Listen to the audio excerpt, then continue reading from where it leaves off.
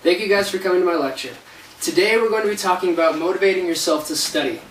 So no matter what major you've chosen to pursue, how far you are along in your degree, or how smart you think you are, if you want to do well in college, you're going to have to study.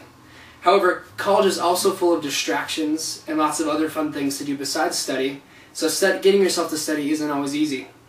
In this lecture, you'll learn 3 simple tricks that you can use to motivate yourself to study. These tricks will allow you to focus better, use your time more efficiently, and altogether just enjoy studying a little bit more. So to get started, I first must talk about B.F. Skinner, who is the man responsible for most of the theories behind the tricks we're going to learn today. B.F. Skinner is one of the founding fathers of behavioral psychology. His work has led to numerous developments in the field, and he's responsible for the current understanding of behavior analysis. He developed the theories of operant conditioning, which is what our tricks are based off of today. Franklin summarized these by saying, basically, humans will repeat a behavior more if they're rewarded for it, and they'll repeat a behavior less if they're punished for it. However, punishment isn't as effective as reinforcement. So Skinner also provided much of the basis of our current knowledge of human motivation. Robert Epstein, which is one of Skinner's colleagues, said that he utilized operational conditioning in his own life to motivate himself. So in other words, Skinner would reward himself for doing behaviors that he wanted to repeat more. For example, if he wanted to work for an hour or so without interruption, whenever he could complete this goal, he would reward himself with some predetermined reward. For example, Skinner really liked cigars, so after he'd studied for a while, he'd smoke a cigar. He would also develop habitual practices to help himself become more efficient. For example, he would answer his emails at the same time, at the same desk every morning. So now that you guys have a basic understanding of Skinner and operational motivation, we can move on to our 3 tips about studying. The first tip is simple, and it is basically to reward yourself. Skinner tells us that you must first decide what is rewarding to you. Second, for example, these may be things like spending time with friends or your favorite dessert. Next, Skinner says you must decide which behavior you want to increase, which behavior you want to do more often. In other words, you have to set a goal.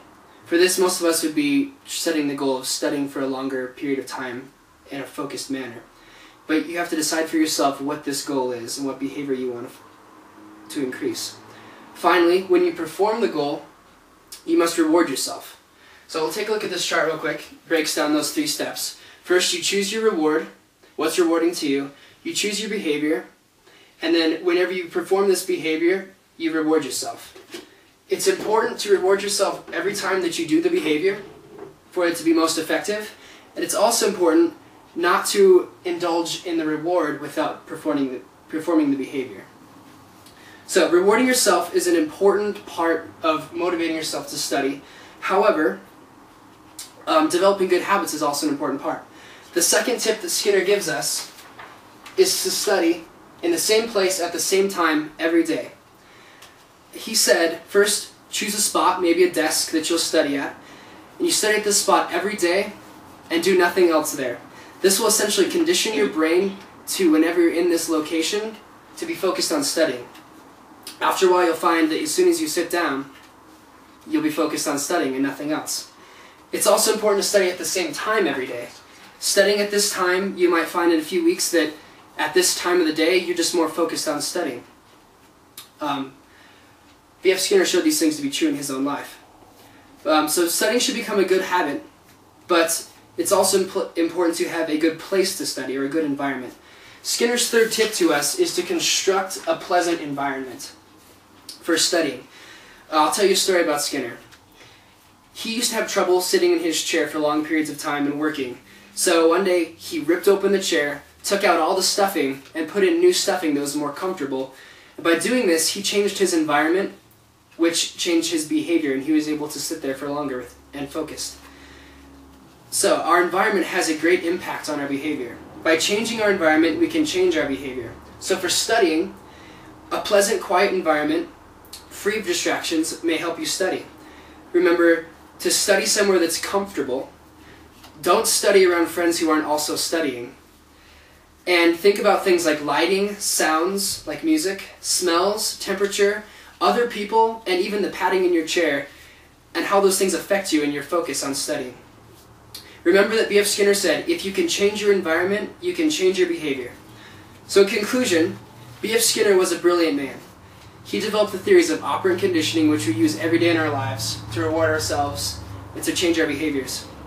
Furthermore, he taught us that self-motivation is indeed possible. In this lecture, you learned 3 simple tricks that you can use to motivate yourself to study. And they were rewarding yourself, studying at the same time, the same place, every day, and making a pleasant study environment. So now that you know these 3 tricks, I encourage you guys to use them in your own study habits, and you might find that studying really isn't so bad after all. Thank you guys.